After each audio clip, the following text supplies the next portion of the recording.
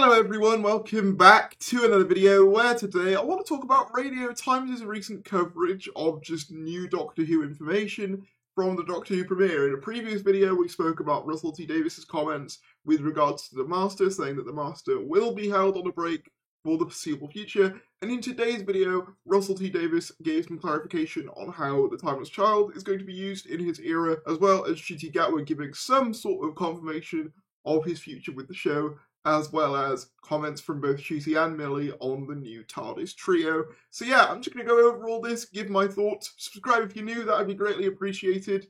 Thank you all so much for the support on yesterday's video. It's been a while since I've properly come back and done like a big news video, so thank you for all the support on that, it really means a lot. Subscribe if you're new, and if you aren't new, just make sure you are subscribed because YouTube does glitch and unsubscribe you. It happens to me all the time, and it gets really annoying when I really like a channel and I just don't see any of their stuff come up. So yeah, with that said, let's get right into it. So the first one I wanted to talk about is this one. Doctor Who, Russell T Davies explains how the Timeless Child reveal impacts the show's future.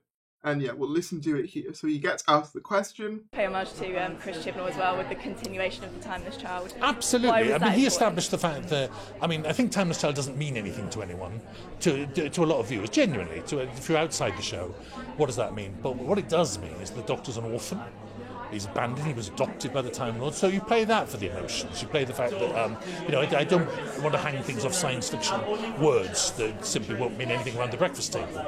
But if you're talking about a family, a world in which people adopt children, or foster children, or abandon children, then suddenly it begins to register with you. So that's our take on that, and that's going to have a lot of ammunition and fuel going forward, because of course Millie, as Ruby Sunday, she was abandoned as a foundling on the church doorstep, so you have Doctor and Companion suddenly chiming with their lives and connecting. And that's his statement on how the Timeless Child is going to be used in the future. And yeah, I want to make clear that if you've been a fan of this channel for a long time, will know I'm not really a big fan of the Timeless Child. My main reason being, fundamentally, I believe it makes the Doctor too important to the overall mythos of the universe and to the Time Lord specifically. However, and I've said this in previous videos, including one talking about its handling in Wild Yonder, I actually quite like the way it's being taken in this direction. And by that I mean, he is completely right in the sense that for your average person, the words Timeless Child or Flux or anything like that mean nothing to them. They're just like, what's that? I just thought Doctor Who was about some bloke who travels around the universe in a box. That is what most people's understanding of Doctor Who begins and ends at, fundamentally.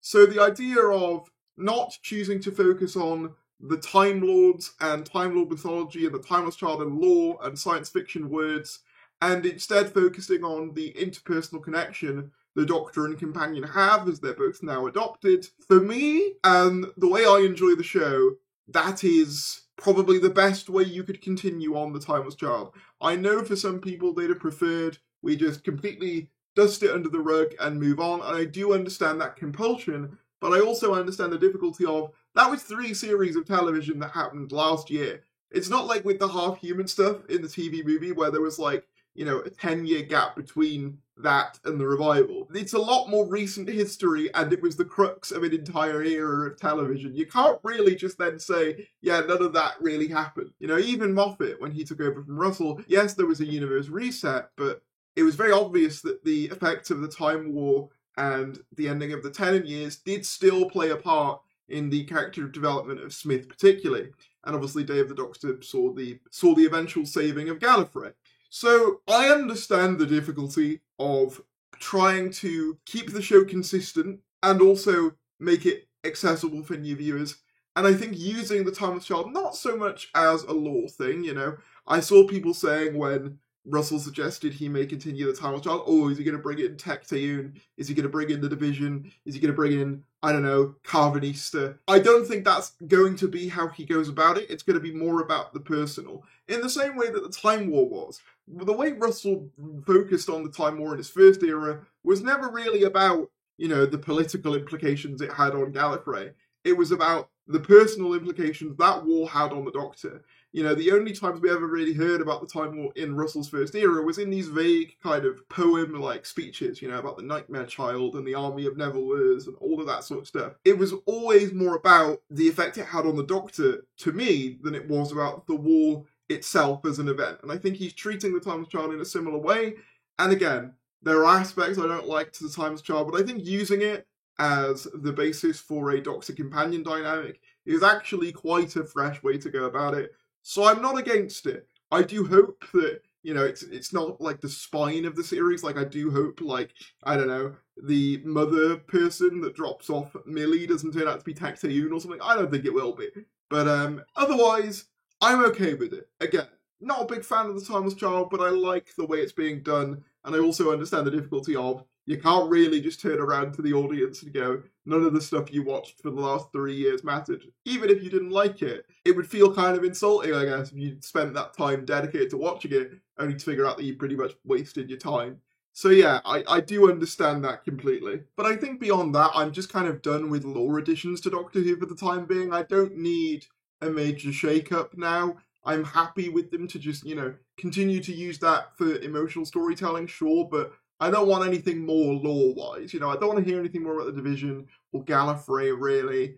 I'm quite happy to just move on, tell new stories, give us new adventures that aren't tied to the lore of the show. Because that's one of my issues with the last few years, is that I've felt that the show has been consumed almost by itself and by its own continuity.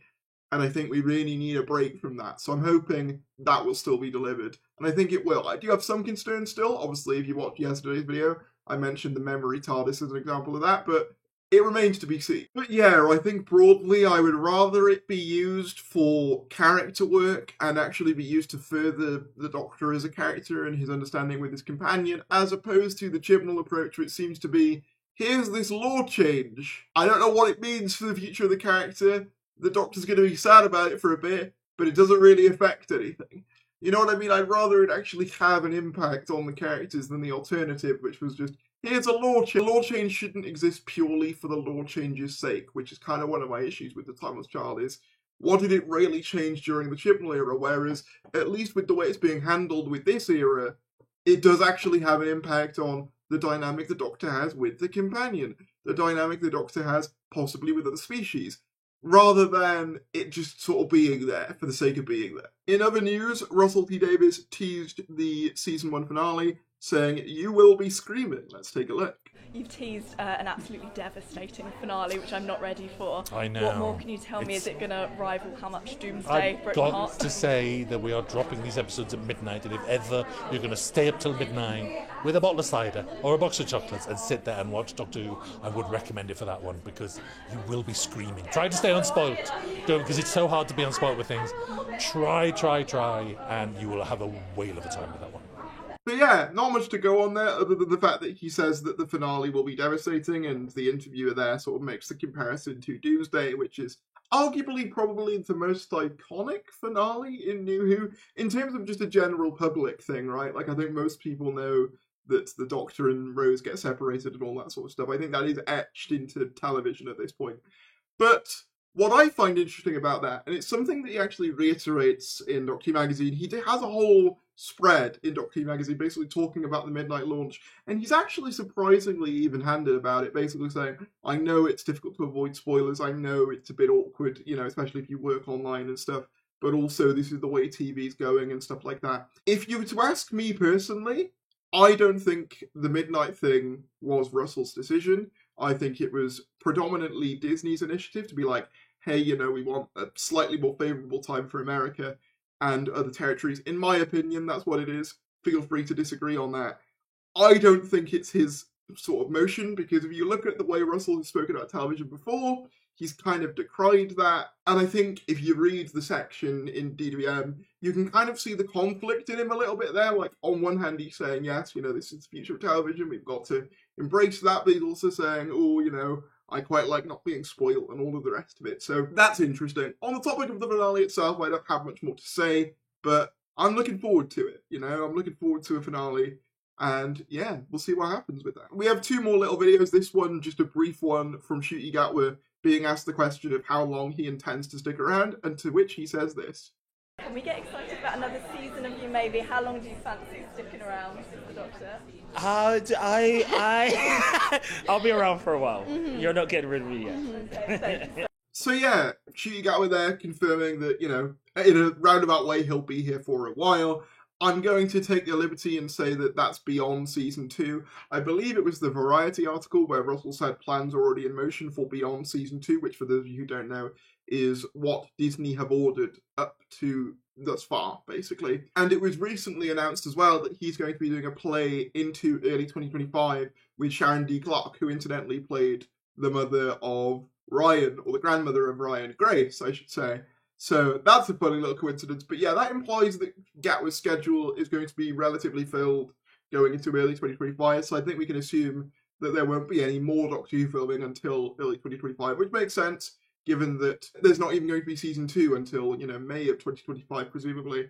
So filming it around early 2025 for a 2026 release date makes sense. It keeps with the current pattern. I am hopeful that he breaks the 3 series rule and does what I hope he'll do and do 2 and 2. So 2 series filmed back to back, which he's just done with season 1 and 2, and then have a break and then film 2 again. So we get 3 and 4. So we get 4 series of Gatwa.